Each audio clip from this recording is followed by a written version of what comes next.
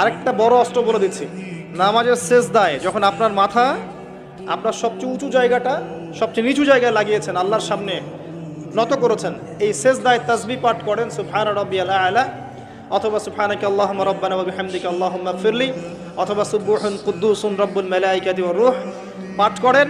করার পর দোয়া করেন। সেজদায় যে দোয়াই করবেন ইনশাআল্লাহ কবুল হয়ে যাবে। সেজদায় যে দোয়াই করবেন ইনশাআল্লাহ কবুল হয়ে যাবে। বলেন সুবহানাল্লাহ। নবী সাল্লাল্লাহু আলাইহি ওয়াসাল্লাম বলেছেন, বান্দা সেজদায় আল্লাহর যতটা কাছে থাকে অন্য কোনো সময় এত কাছে যেতে পারবে না।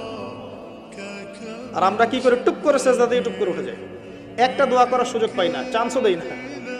সেজদায় দোয়া কবুল হয়, প্রত্যেকটা সেজদায় একটা করে দোয়া করেন না, একটা করে দোয়া করেন। আরবিতে দোয়া করতে পারলে সবচেয়ে ভালো, যেগুলো কোরআন এবং সুন্নাহ থেকে সাব্যস্ত। যদি নফল নামাজ পড়েন, আপনার আরবি জানা নাই মোটেই, বাংলাতেই বলেন, আল্লাহ আমি অসুস্থ, আমাকে শেফা দাও। আল্লাহ আমার ছেলেটাকে হেদায়েত দাও। আল্লাহ আমার রিজিক প্রশস্ত করে দাও। আল্লাহ আমাকে হালাল রিজিকের ব্যবস্থা করে দাও। আল্লাহ আমাকে মাফ করে দাও, বলা যায় না?